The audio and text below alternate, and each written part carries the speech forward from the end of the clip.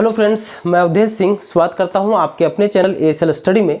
तो इस वीडियो में हम बात करेंगे मैथ सब्जेक्ट के अंतर्गत सिंप्लीफिकेशन टॉपिक पे, क्योंकि सिंप्लीफिकेशन टॉपिक पे ऑलरेडी हम 4-5 टॉपिक पे कवर कर चुके हैं, जैसे remainder theorem, unit digit, squaring square root, cubing cube root. ठीक, आज हम सिंप्लीफिकेशन टॉपिक के अंतर्गत कुछ और क्वेश्चंस को लेंगे जो जनरली आपके एग्जाम में रिपीटेडली पूछे जाते हैं।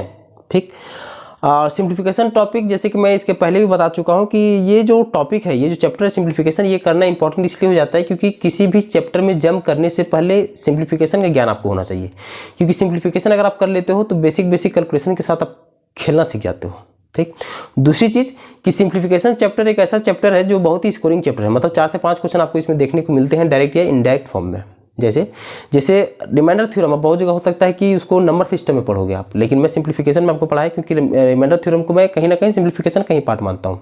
खैर जो भी हो, किसी टॉपिक को किस चैप्टर में पढ़ो वो खैर अलग चीज़ है, क्योंकि कुछ राइटर्स जो हैं वो रिमाइंडर थ्योरम को नंबर सिस्टम में रखते हैं और कुछ जो है वो सिंप्लीफिकेशन में रखते हैं। ठीक, मैटर करता है कि टॉपिक से, अगर उस पार्टिकुलर टॉपिक से क्वेश्चन अगर पूछा जाए तो वो आपको छूटना नहीं चाहिए, और वो कब नहीं छूटेगा, जब आपका वो टॉपिक क्लियर होगा। ठीक है, तो रिमाइंडर थ्योरम से एक क्वेश्चन, यूनिट डिजिट से एक क्वेश्चन, और स्क्वायरिंग स्क्वायर रूट और क्यूबिंग क्यूब रूट, इससे एक क्वेश्चन डायरेक्ट या इनडायरेक्ट फॉर्म में, मतलब 3 क्वेश्चन आपका अभी तक कवर हो गया है, ये आप मान के चलो। इसमें कुछ और क्वेश्चंस को ले रहे हैं जो आपसे पूछे जा सकते हैं एग्जाम में। ठीक, और इसके बाद ये सिंप्लीफिकेशन का आई थिंक लास्ट वीडियो होगा, उसके बाद हम अगले चैप्टर की ओर मूव करेंगे, और अब हमारा स्पीड थोड़ा सा अब भी होगा। रीजन क्योंकि मैं आपको बेसिक कैलकुलेशन सिखाना चाह रहा था अभी तक, और ये वीडियो के बाद आपके बेसिक कैलकुलेशन आपका क्लियर हो जाएगा। तो बिना समय गवाए चलिए हम स्टार्ट करते हैं आज के क्लास का। अच्छा, एक बात और है, अगर आप चैनल पे पहली बार विजिट किए हैं और अगर आप जैसे सीजीएल की तैयारी कर रहे हैं, तो आपको मैं बता दूं कि जैसे सीजीएल के लिए मैथ का, रीजनिंग का और खोटा का निःशुल्क क्लासेस आपको इस चैनल पे अवेलेबल करवाया जा रहा है। कि अभी तक का वीडियो कैसा रहा या कैसे देखेंगे आप, तो चैनल को विजिट कीजिए। चैनल के आइकन में आप क्लिक कीजिए, चैनल में जाइएगा। सबसे पहले होम का सेक्शन, देन वीडियो का सेक्शन एंड देन प्लेलिस्ट का सेक्शन है। तो प्लेलिस्ट के सेक्शन में जाके आप किसी भी वीडियो को देख सकते हो मैथ, रीजनिंग या खोटा के अंतर्गत। और जैसे कि 2 वीडियो देने का कमिटमेंट था हमारा, 4 तारीख से है, लेकिन खैर नहीं हो पाया। 5 तारीख से आपको अब मिल रहा है ये वीडियो, और ये कंटिन्यू मिलेगा। सुबह में आपको खोटा का वीडियो मिला, शाम को अब आपको मैथ का वीडियो मिल रहा है, और ये इसी तरह कंटिन्यू चलते रहेगा। तो आइए हम देखते हैं कुछ और क्वेश्चंस को जो जनरली आपके पास एग्जाम में पूछे जाते हैं। ठीक, जैसे सर पहला क्वेश्चन हम लेते हैं, ये है 1/2, ठीक, प्लस ये है 1/6 प्लस 1/12, ठीक, प्लस 1/20, ठीक है। इतना का आपको सब निकालना है। ठीक है, तो इसका अप्रोच क्या है सर बनाने का? इसका पहला अप्रोच है कि आप 2, 6, 12, 20 कैल्शियम निकालो और फिर आप बनाओ। पहला अप्रोच ट्रेडिशनल, जिसको अभी तक जिस अप्रोच से हम करते आए, ट्रेडिशनल मेथड। लेकिन आपको पता है कि कॉम्पिटिटिव में ट्रेडिशनल मेथड से बना के हर क्वेश्चन का आंसर दे पाना संभव नहीं होता है, क्योंकि उसमें समय थोड़ा सा ज़्यादा जाता है, और समय का ही खेला होता है कॉम्पिटिटिव में। दूसरी चीज़, इस तरह के क्वेश्चंस, जैसे अब ये क्या है, ये भिन्न का जोड़ इसको बोलते हैं हम लोग। तो इस तरह के एडिशंस अगर आपसे पूछ रहा है एग्जामिनर, तो उसका मनसा ये बिल्कुल चेक करना नहीं है कि आपको इस तरह के एडिशंस आते हैं कि नहीं। वो इस तरह के क्वेश्चंस देख के आपको सिर्फ ये चेक करना चाहता है कि आपके पास एक प्रॉपर अप्रोच है कि नहीं, आप इस तरह के क्वेश्चंस को कितना जल्दी सॉल्व कर पाते हो। और इस तरह के क्वेश्चन को सॉल्व करने के लिए आपको जरूरत पड़ती है ट्रिक का, और मेरे हिसाब से ट्रिक नाम के कुछ चीज़ होता नहीं है, मतलब आपके कंसेप्ट से ही ट्रिक का जन्म होता है, और उसी को बाद में आप ट्रिक बोलने लगते हो। कहते हैं ना, अल्लाह इस पर तेरो नाम, तो वही हाल है। इसको आप ट्रिक बोल दो या कंसेप्ट बोल दो या एक परफेक्ट अप्रोच बोल दो, it totally depends on you कि आप कहते क्या हो इसको। खैर जो भी हो, आइए देखते हैं कि इसमें क्या तरीका हमारा होना चाहिए बनाने का। सबसे पहले इस तरह के क्वेश्चन अगर आपके पास मिलते हैं ना, तो आपको कोशिश क्या होना चाहिए कि इसको 2 गुणनखंड में, 2 फैक्टर्स में इसको हम तोड़ें। क्योंकि वो फैक्टर्स में तोड़ने के लिए इसलिए बोला जाता है कि एक सीक्वेंस पकड़ में आ जाए, क्योंकि आपके दिमाग में हमेशा ये चलना चाहिए कि अगर इस तरह के क्वेश्चंस आपके पास पूछे जा रहे हैं, मतलब वो क्या है कि एक प्रॉपर या एक पार्टिकुलर सीक्वेंस को फॉलो करता है, और वही सीक्वेंस को आपको पकड़ना होता है। अगर सीक्वेंस आप पकड़ लिए तो विदिन सेकंड आप इस टाइप के क्वेश्चन का आंसर करोगे। अब इसको हम देखते हैं, जैसे 2 है तो इसको क्या आप तोड़ सकते हो सर? 1 × 2, हाँ तोड़ सकते हैं। ये 6 है, इसको क्या आप तोड़ सकते हो? 2 × 3, हाँ तोड़ सकते हैं। ये 12 है, इसको क्या आप तोड़ सकते हो? 3 × 4, हाँ तोड़ सकते हैं। ये 20, इसको क्या 4 × 5 तोड़ सकते हो? तो हाँ तोड़ सकते हैं। अब सीक्वेंस देखते हैं सर। सीक्वेंस पहला देखो क्या है, कि 1 × 2 है तो 2 लास्ट किया, यही 2 यहाँ आ गया और 1 बढ़ा के 3 से गुना कर दिए, ये 3 यहाँ आ गया, 1 बढ़ा के 4 से तो गुना कर दिए, ये 4 यहाँ आ गया, इसे 1 बढ़ा के 5 गुना कर दिए। मतलब एक प्रॉपर सीक्वेंस को ये फॉलो करता है। और वो सीक्वेंस क्या है कि 1 और 2 के बीच का डिफरेंस कितना 1, 2 और 3 के बीच का डिफरेंस 1, 3 4 के बीच का डिफरेंस 1, 4 5 के बीच का डिफरेंस 1। अच्छा, यहाँ मैं क्या है कि चूंकि मैं आपको समझाते हुए बना रहा हूँ, इसलिए पहला क्वेश्चन है, इसलिए सभी का गुणनखंड करके मैं आपको दिखा रहा हूँ। एग्जाम में आएगा तो सिर्फ 2 ही का करके दिखाओगे, आपको सीक्वेंस पता चल जाएगा, उस तरह के क्वेश्चंस भी हम लेंगे। अच्छा, दूसरी चीज़ कि ये तो खैर छोटा क्वेश्चन हो गया, इसको आप ट्रेडिशनल मेथड से भी बनाते तो बन जाता बहुत कम समय में, लेकिन जब लेवल अप करता है ना इस तरह के क्वेश्चंस को, तब फिर बनाने में आपको दिक्कत होता है। इसीलिए हमारे पास एक प्रॉपर अप्रोच होना चाहिए इस तरह के क्वेश्चंस को बनाने के लिए। ठीक, तो हम क्या पकड़ लिए कि सीक्वेंस हम पकड़ लिए सर कि हर 2 गुणन, मतलब कि इनके गुणनखंडों के बीच में एक एक का डिफरेंस जा रहा है हर जगह। ठीक, मतलब क्या है कि एक यह जो सीक्वेंस है वो एक पार्टिकुलर सीक्वेंस को फॉलो करता है जहां पे 2 गुणनखंडों के बीच में 1 का डिफरेंस है। ठीक, तो इसका मेथड क्या है सर बनाने का? तो इसका मेथड होता है सर 1 बटा पहला टर्म, ये आपको याद रखना पड़ेगा सर। ठीक, 1 बटा पहला टर्म, क्योंकि ट्रिक जो चीज़ बोलते हो ना, अखर मांग भी होता है कि सर ट्रिक से बताइए, ट्रिक से बताइए, तो ट्रिक में कुछ चीज़ें दिमाग में रखना पड़ता है। ठीक, और जहाँ ट्रिक भूल गए तो वहाँ फिर कंसेप्ट आपका काम आता है। ठीक है, देखते हैं इसका क्या होता है। 1 बटा पहला टर्म, तो पहला टर्म किसको बोलेंगे सर? इस गुणनखंड में पहला टर्म किसको बोलेंगे? ये जो पहला वाला है ये पहला टर्म है, और ये जो लास्ट वाला है ये लास्ट वाला टर्म है। तो पहला टर्म क्या है 1 और लास्ट वाला टर्म क्या है 5। तो इसका क्या बनाने का शॉर्टकट ट्रिक क्या है कि 1 बटा पहला टर्म, तो पहला टर्म क्या है 1 माइनस 1 बटा अंतिम टर्म क्या है 5। ठीक, अब बटा डिफरेंस, तो डिफरेंस कितना का है 4 5 के डिफरेंस 1, 3 4 का डिफरेंस 1, मतलब हर जगह डिफरेंस कितना का है? डिफरेंस 1 का है, इसलिए 1 को यहाँ लिख दिया। क्या किए? 1 बटा पहला टर्म, तो पहला टर्म है 1 इसलिए 1, माइनस 1 बटा अंतिम टर्म, तो अंतिम टर्म कितना है 5, तो इसलिए 5, अब बटा डिफरेंस कितना 1, हर जगह कितना का डिफरेंस तो 1, तो इसलिए 1 लिख दिए। अब यहाँ डिफरेंस तो अगर 2 रहता तो यहाँ 2 लिख देते हैं, डिफरेंस अगर 3 रहता तो यहाँ 3 लिख देते हैं। मतलब क्या है कि ये जो तरीका बताया ना कि 1 बटा पहला टर्म माइनस 1 बटा अंतिम टर्म बटा डिफरेंस, ये हर जगह फॉलो करेगा, चाहे डिफरेंस 1 का रहे, 2 का रहे, 3 का 4 का रहे, वट एवर इट इज, कुछ भी रहे, बस सेम सीक्वेंस को फॉलो करना चाहिए, दैट्स इट। ठीक, तो आइए इसको हम बनाते हैं। तो यहाँ पर इसको हम बनाएं तो 1 और 5 का एलसीएम कितना सर? तो 5, तो 1 पर चाहिए 5, तो यहाँ 5 माइनस 5 एकम 5 तो 1, अब बटा में क्या है यहाँ है 1, तो 5 में गया तो 4, 4 बटा 5। अब ये 1 लिखो या नहीं लिखो बात सेम है, मतलब इसका आंसर क्या हो जाएगा सर? इसका आंसर हो जाएगा 4 बटा 5, कि 1 बटा 2 प्लस 1 बटा 6 प्लस 1 बटा 12 प्लस 1 बटा 20 का एलसीएम कितना सर? मतलब इसका एडिशन कितना सर? तो 4/5। अगर इसको हम ट्रेडिशनल मेथड से बनाते सर तो 4 बटा 5 तो यहाँ भी आना चाहिए था। इसको चलो क्रॉस चेक के लिए बना के देख लेते हैं। 2 6 12 20 का एलसीएम कितना हो जाएगा सर? तो 20 40 60, ठीक 60, कि 2 6 12 20 का एलसीएम 60 हो जाएगा सर। तो 2 3 ही 60 तो यहाँ 30 हो जाएगा सर, प्लस 6 10 60 तो यहाँ 10 हो जाएगा सर, 12 25 60 तो यहाँ 5 हो जाएगा, 20 30 60 तो यहाँ 3 हो जाएगा। ठीक है, आगे सर 30 10 40 40 5 45 45 3 48 48/60। ठीक है सर, आगे इसको हम काटते हैं तो 2 3 ही 60, 2 24 ही 48, 6 से 6 बचे 30, 6 चके 24, कितना है सर? 4 बटा 5। मतलब कि ट्रेडिशनल मेथड से भी आप बनाए तो 4 बटा 5, इस अप्रोच से भी बनाए तो 4 बटा 5। मतलब ये क्रॉस चेक करके आपको बताया कि ये जो हमारा मेथड है कि 1 बटा पहला टर्म माइनस 1 बटा अंतिम टर्म और बटा डिफरेंस, ये जो अपना अप्रोच है वो सही अप्रोच है। क्रॉस चेक के लिए ट्रेडिशनल मेथड से भी बना के देख लिया हम, दोनों आंसर क्या है? सेम है। अच्छा, ये छोटा क्वेश्चन है इसीलिए आप तो ट्रेडिशनल मेथड से भी इसको बना सकते थे, लेकिन यही जब क्वेश्चन का लेवल थोड़ा सा अप हो जाता तब आपको वो दिक्कत दे देता। ठीक है, इसीलिए एक प्रॉपर अप्रोच को हम फॉलो पे करते हैं किसी भी मैथ में या किसी भी टॉपिक के अंतर्गत, क्योंकि एक प्रॉपर अप्रोच फॉलो करना जो है वो जरूरी हो जाता है। ठीक है, आगे हम एक क्वेश्चन लिखते हैं आपके सामने, जैसे 1 बटा 2 ठीक प्लस 1 बटा 6 ठीक प्लस 1 बटा 12 ठीक है प्लस 1 बटा 20 ठीक है प्लस, ये चलते गया सर कहाँ तक सर? तो 1 बटा 132 तक। इसका सम करके बताओ आप।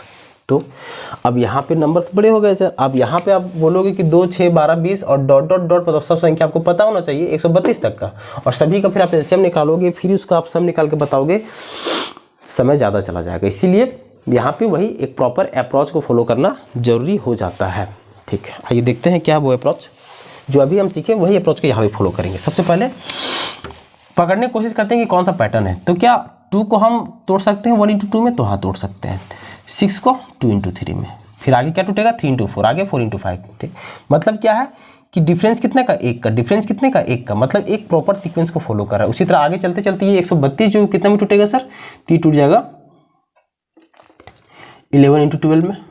12 कम 12 2 हाथ में 1, 12 कम 12 13 132, 11 इंटू 12 में टूटेगा। ठीक, यहाँ 2 3 हुआ, तो यहाँ 3 4, यहाँ 4 5, यहाँ 5 6, आगे 5 6 होगा, फिर आगे 6 7 होगा। उस तरह करते करते 11 12 होगा। तो ये तोड़ेगा सर 11 12 में कैसे? क्योंकि यहाँ जो 2 सीक्वेंस, देखो चीज़ों को सोचना सीखो। मैं यहाँ पढ़ा रहा हूँ या पढ़ रहे हो तो आपका मकसद ये होना चाहिए कि जरूरी नहीं ना कि सेम हूबहू क्वेश्चन आपके पास कॉम्पिटिटिव में आ जाए। यहाँ पे पढ़ता है वो सीक्वेंस पकड़ने के लिए आप पढ़ रहे हो, और एक सीक्वेंस पकड़ाने के लिए मैं आपको पढ़ा रहा हूँ कि इस टाइप्स के क्वेश्चन अगर आपको आ जाए तो आपको सोचना कैसे है, ठीक, डील कैसे करना है उसके साथ।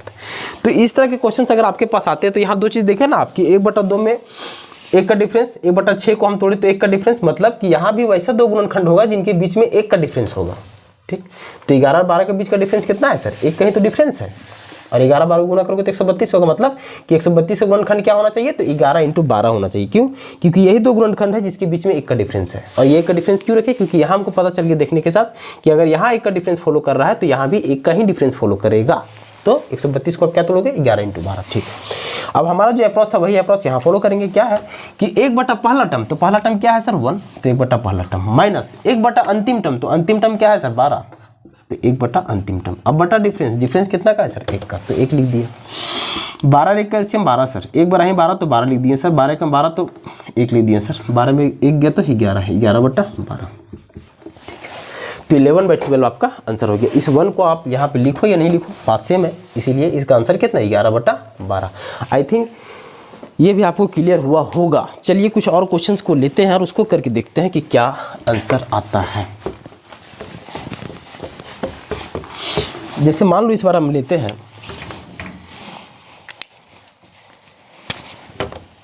1/15, ठीक, प्लस 1/35, ठीक, प्लस 1/63, ठीक, प्लस 1/99, ठीक, प्लस 1/143, 1/143, ठीक है। चलिए अब इसको हम बना के देखते हैं सर। तो क्या एक सीक्वेंस को ये फॉलो कर रहा है सर? अच्छा, एक चीज़ अगर आप माइंड किए होगे तो थोड़ा सा यहाँ पे क्वेश्चन सोच सोच के लिख रहा हूँ। जानते हो क्यों सोच सोच के लिख रहा हूँ? क्योंकि यहाँ में जो क्वेश्चन दूंगा ना वो एक सीक्वेंस को फॉलो कर रहा होगा। तो एग्जाम में भी जो आपको क्वेश्चन मिलता है ना वो एक सीक्वेंस को फॉलो कर रहा होता है, ठीक, और वही सीक्वेंस को हमको पकड़ना होता है, ठीक। तो 15 है सर, 15 को आप कैसे तोड़ सकते हैं सर? तो इसको क्या आप 3 इंटू 5 में तोड़ सकते हैं सर? तो 3 5 15, हाँ तोड़ सकते हैं। फिर ये क्या टूटेगा सर? तो 5 इंटू 7 टूटेगा सर। ये सर, ये 7 इंटू 9 टूटेगा सर। ये सर, तो ये 9 इंटू 11 टूटेगा सर, और ये 11 इंटू 13 टूटेगा सर। कैसे पता चला सर कि आगे 11 इंटू 13 ही टूटेगा? देखिए 3 5 15, अब ये 5 यहाँ आ गया, इसमें 2 जोड़ के 7 गुना हो गया, ठीक। ये 7 यहाँ आ गया, इसमें 2 जोड़ के 9 गुना हो गया। ये 9 यहाँ आ गया, इसमें 2 जोड़ के 11 गुना हो गया। ये 11 यहाँ आ गया, इसमें 2 जोड़ के ही गुना होगा 13। क्रॉस के लिए 13 कम 13 का 3, हाथ में 1, 13 कम 13 1 14, 143 गुणनखंड हो भी जाता है। और सब गुणनखंड के बीच में डिफरेंस कितना का? 3 5 का डिफरेंस 2, 5 7 का डिफरेंस 2, 7 9 का डिफरेंस 2, 11 13 का डिफरेंस 2, मतलब कि डिफरेंस 2 2 का चल रहा है। हर गुणनखंड के बीच में डिफरेंस 2 2 का चल रहा है, मतलब ये भी एक प्रॉपर सीक्वेंस को फॉलो कर रहा है। तो हमारा क्या है अप्रोच कि 1 बटा पहला टर्म, तो पहला टर्म क्या है इसमें? पहला टर्म है 3, तो 1 बटा पहला टर्म, माइनस 1 बटा लास्ट टर्म, तो लास्ट टर्म क्या है सर? लास्ट टर्म है 13, तो 1 बटा लास्ट टर्म। अब बटा डिफरेंस, तो डिफरेंस कितना का है सर? 2 का, इसीलिए इस बार कितना लिखेंगे? 2 लिख देंगे, डिफरेंस 2 का, ठीक। इसको हम बनाते हैं। 3 13 कैल्शियम कितना सर? तो 13 और 3 कैल्शियम 39, तो 3 13 39, तो यहाँ 13 हो जाएगा, माइनस 13 3 39, तो यहाँ 3 हो जाएगा, बटा में 2 ये वाला, और इसके नीचे कुछ नहीं, मतलब क्या है? 1 है, ठीक। 13 में 3 गया तो 10, 10 बटा 39, बटा में 2 है, इसके बटा में 1 है, तो ये 10 बटा 39, ठीक, इंटू ये यहाँ क्रॉस मतलब उलट ही गुना होगा, तो ये 1 ऊपर चला जाएगा और ये 2 नीचे ही रह जाएगा, तो 2 5 10, मतलब 5/39 इसका आंसर हो जाएगा। मतलब कि संख्याएं कहीं से भी स्टार्ट हो, ठीक, आपको सिर्फ क्या है कि एक सीक्वेंस को पकड़ना है और वो सीक्वेंस पकड़ना है कि डिफरेंस कितना का है। हमारा जो अप्रोच है ना कि 1 बटा पहला टर्म, इसको आप साइड में नोट करके लिख भी लेना, शायद भूल जाओ बाद में, कि इस तरह के क्वेश्चंस को बनाने का क्या है अप्रोच कि 1 बटा पहला टर्म माइनस 1 बटा अंतिम टर्म बटा डिफरेंस। डिफरेंस जितना करे, 2 का डिफरेंस रहे तो 2, 3 का डिफरेंस रहे, 4 का डिफरेंस रहे, 5 का डिफरेंस रहे, जितना का डिफरेंस रहे, अप्रोच हमारा सेम रहेगा। 1 बटा पहला का टर्म माइनस 1 बटा अंतिम का टर्म बटा डिफरेंस। ठीक है, आगे हम कुछ क्वेश्चन को करके देखते हैं। जैसे आइए सर, अगला क्वेश्चन लेते हैं। मान लो 1/3, ठीक है, प्लस 1/15, ठीक, प्लस 1/35, ठीक, प्लस 1/63, ठीक। ये मान लो चलते गया आगे तक, कहाँ तक चलते गया? तो ये टूटा 5, 7, 7, 9, 9, 11, 11, 13, 13, 15, ठीक। तो 13 × 15 करेंगे तो 15 × 45 के 5, हाथ में 4, 15 कम 15, 4, 19, 195, 195। तो क्या किए कि सीक्वेंस सोचें, तभी तो आपको हम क्वेश्चन देंगे सीक्वेंस सोच के, और यही सीक्वेंस में तो आपके पास क्वेश्चन रहता है एग्जाम में सर, सीक्वेंस पकड़ना होता है सिर्फ आपको। चलिए, क्या है कि 1/3 से लेके 1/195 तक के सम आपको बताना है कितना होगा। देखते हैं सर सीक्वेंस क्या है। तो 3 को क्या आप 1 × 3 तोड़ सकते हो सर? हाँ। 15 को क्या आप 3 × 5 तोड़ सकते हो सर? हाँ। 35 को क्या 5 × 7 तोड़ सकते हो सर? हाँ। तो ये 3 यहाँ आया, 3 में 2 जोड़ के 5, ये 5 यहाँ आया, 5 में 2 जोड़ के 7, ये 7 यहाँ आया, 7 में 2 जोड़ के 9, तो 7 में 63 यहाँ हो जाता। उसी तरह ये चलते चलते कहाँ तक गया होगा? तो ये हमको सोचना कैसे अब यहाँ पर कि देखो डिफरेंस कितना का? 2 का। तो यहाँ वैसा 2 गुणनखंड होगा जिसके बीच में 2 का डिफरेंस होगा, ठीक। तो 13 × 15 करो, तब 15 × 45 के 5, हाथ में 4, 15 कम 15, 4, 19, 195 हो जाता है। मतलब ये 13 × 15 में टूटा होगा। तो डिफरेंस कितना का? डिफरेंस 2 का यहाँ भी आ गया, ठीक। मतलब यहाँ जो लास्ट वाला है डॉट डॉट करके जो लास्ट वाला आता है ना, हो सकता है वहाँ कितना होगा ये सोचने में दिक्कत जाए, तो दिक्कत नहीं करना है। दिक्कत क्या करना है कि यहाँ जो भी गुणनखंड हम देख रहे हैं कि डिफरेंस 2 करना है सर, तो यहाँ भी जो 2 फैक्टर हम तोड़ेंगे ना उनके बीच में 2 ही का डिफरेंस होना चाहिए, और 13 × 15 ही वो गुणनखंड है जिसके बीच में 2 का डिफरेंस है। मतलब 195 लाने के लिए तो 5 को भी दूसरी संख्याओं से गुना किया जा सकता है जिससे 195। जैसे 5, देखो चीज़ों को देखो थोड़ा सा डिटेलिंग करो सर। यहाँ पर जैसे 195 है, तो इसको अगर हम 5 के गुणनखंड में तोड़ना चाहें हम, तो ये 5 ये 15 सर, ये 4, 5 9 45, मतलब 39 × 5 भी तो हो सकता है ना 195। मतलब क्या है कि 39 × 5 भी 195 होता है, लेकिन 39 और 5 का डिफरेंस 2 थोड़ी होता है। 39 और 5 का डिफरेंस 2 नहीं होता है ना सर, 39 और 5 का डिफरेंस 34 हो जाता है। तो ऐसे गुणनखंड हम नहीं ले सकते ना 39 × 5। हम गुणनखंड कौन सा ले सकते हैं जिसके बीच में 2 का डिफरेंस हो। तो 13 और 15 का डिफरेंस कितना? 2 का, और 13 × 15 कीजिएगा तो 195 हो भी जाएगा। तो इसको सोचना ऐसे है, ठीक है। गुणनखंड डिफरेंस कितना का हो? डिफरेंस 2 का हो। तो वो 2 संख्या कौन सा है? 13 और 15 ही है, जो गुना करके 195 भी हो जाएगा और डिफरेंस 2 का रहेगा, ठीक है। अब अगर सीक्वेंस सेम है सर, तो एक अप्रोच को फॉलो कर रहा है, अगर सेम सीक्वेंस को फॉलो कर रहा है तो उसका क्या है तरीका कि 1 बटा पहला टर्म, तो पहला टर्म क्या है सर? 1, तो 1 बटा पहला टर्म माइनस 1 बटा अंतिम टर्म, तो अंतिम टर्म क्या है? 15, तो माइनस 1 बटा अंतिम टर्म। अब बटा डिफरेंस, तो डिफरेंस कितना का है? 2 का, इसीलिए 2 लिख दिया, ठीक है। 1 और 15 का एलसीएम सर 15, तो 1 15 ही 15, तब 15, 15 कम 15 तब 1। अब बटा 2, इसके नीचे कुछ नहीं है तो क्या? 1 है। इसके नीचे कुछ नहीं है तो क्या? 1 है। तो 15 में 1 गया तो 14, 14 बटा 15, और ये क्या है? 2 बटा 1। इसको अगर आप फिर से लिखिएगा तो इसको लिख सकते हैं 14/15 इंटू, ये उलट ही गुना हो जाएगा, ये 1 ऊपर चला जाएगा और ये 2 नीचे ही रह जाएगा, तो 2 सत्ते 14, मतलब 7/15। इसका आंसर कितना हो गया सर? 7/15, मतलब 1/3 plus 1/15 plus 1/35 dot dot dot 1/195 तक का सम कितना होगा सर? तो 7/15, 7/15 होगा, ठीक। ये भी आई थिंक आपको क्लियर हुआ होगा। चलिए एक और क्वेश्चन को लेते हैं, क्योंकि कंसेप्ट बना लेना जरूरी है। आपको एक क्वेश्चन में समझ में नहीं आया, दूसरा क्वेश्चन में देखिए, दूसरा क्वेश्चन में समझ में नहीं आया, तीसरा क्वेश्चन को देखिए, लेकिन कन्फ्यूजन दूर करना है। जैसे 1/1 × 2 plus 1/2 × 3 plus 1/3 × 4 plus 1/4 × 5 plus 1/5 5 into 6 plus 1/6 into 7। चलो ये करके देखो।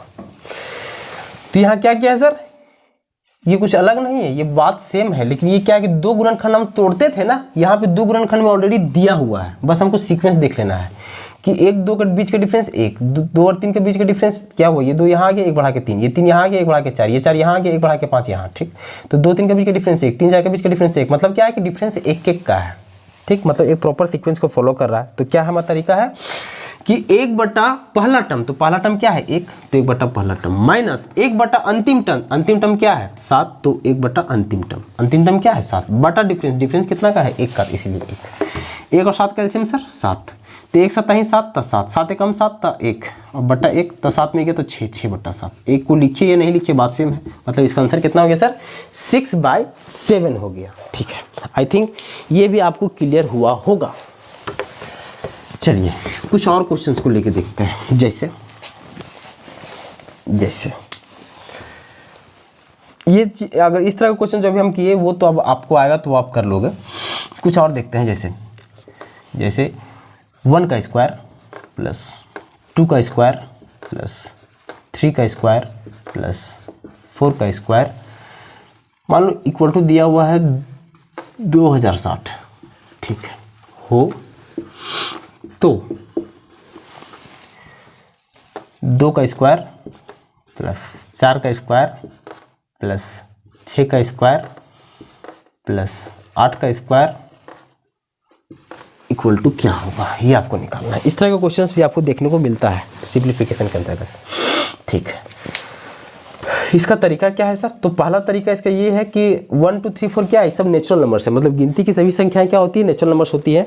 और n प्राकृतिक संख्याओं का योग क्या होता है, तो n into n plus 1/2। n प्राकृतिक संख्याओं का वर्ग का योग क्या होता है, तो n into n plus 1 into twice of n plus 1/6। और n प्राकृतिक संख्याओं का घन का योग क्या होता है, तो n इंटू n प्लस 1/2 का होल स्क्वायर। ये सब हम आपको कराएंगे, लेकिन कब करवाएंगे, जब नंबर सिस्टम चैप्टर करवाएंगे उसमें ये सारी चीज़ को हम करवाएंगे।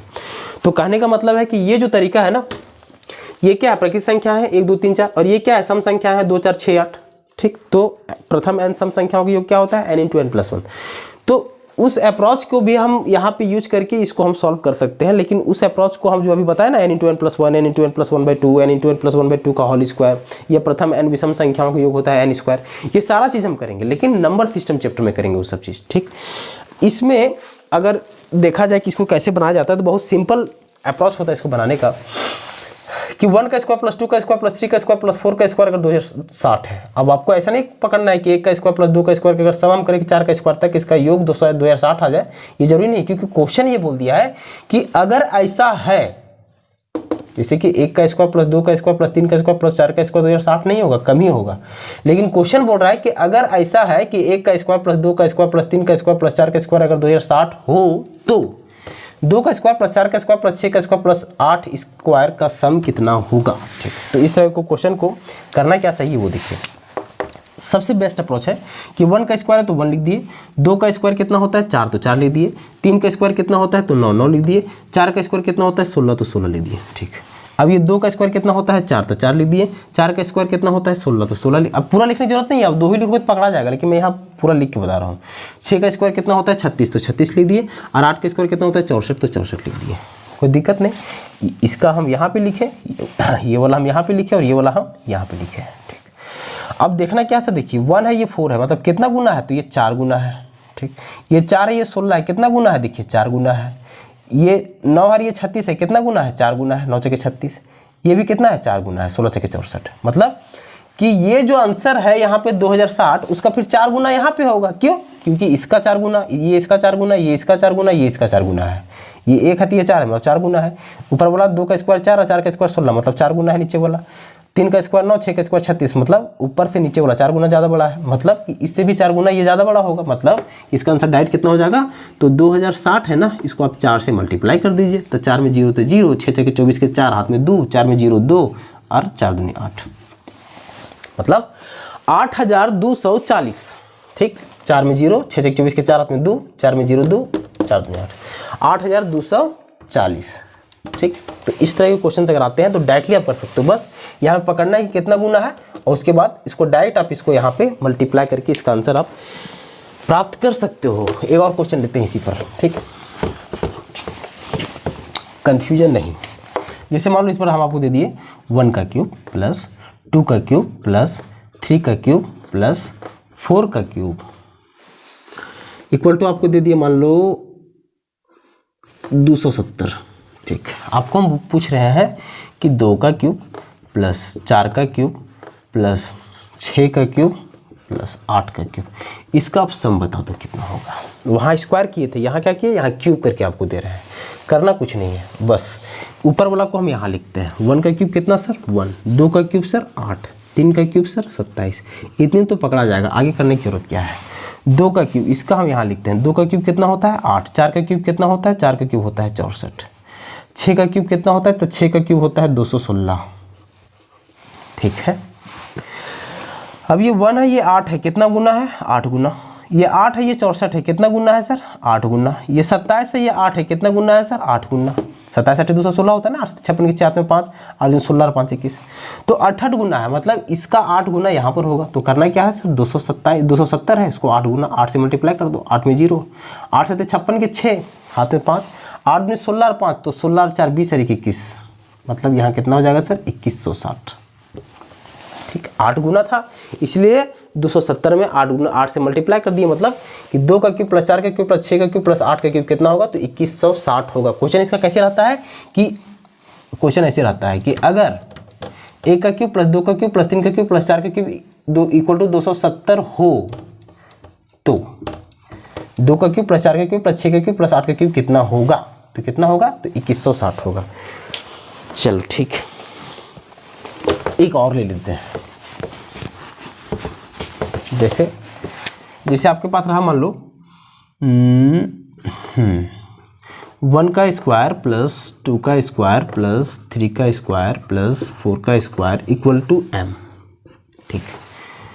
2 का स्क्वायर प्लस 4 का स्क्वायर प्लस 6 का स्क्वायर प्लस 8 का स्क्वायर क्या होगा, ठीक। यही ना है कि 1 का स्क्वायर प्लस 2 का स्क्वायर प्लस 3 का स्क्वायर प्लस 4 का स्क्वायर m है, तो 2 का स्क्वायर 4 का स्क्वायर 6 का स्क्वायर प्लस 8 का स्क्वायर क्या होगा। करते क्या है सर, बस सिंप्लीफाई करके लिख लो, 1 को 1, 2 का कितना 4, 3 का कितना 9, इतनी लिख लो काफ़ी है।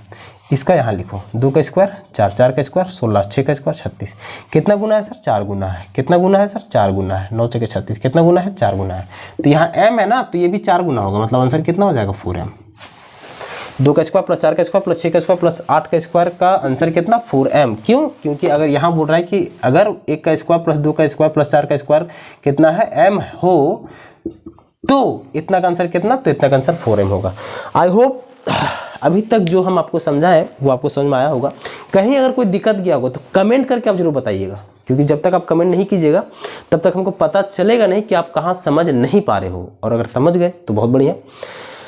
अगला वीडियो में मिलते हैं, ठीक है। वीडियो अगर समझ में आया, वीडियो अगर अच्छा लगा तो जितना हो सके इस वीडियो को आप शेयर अवश्य कीजिए, क्योंकि आपके लिए हम मेहनत कर रहे हैं, थोड़ा सा एफर्ट आपकी तरफ से भी हम चाहेंगे।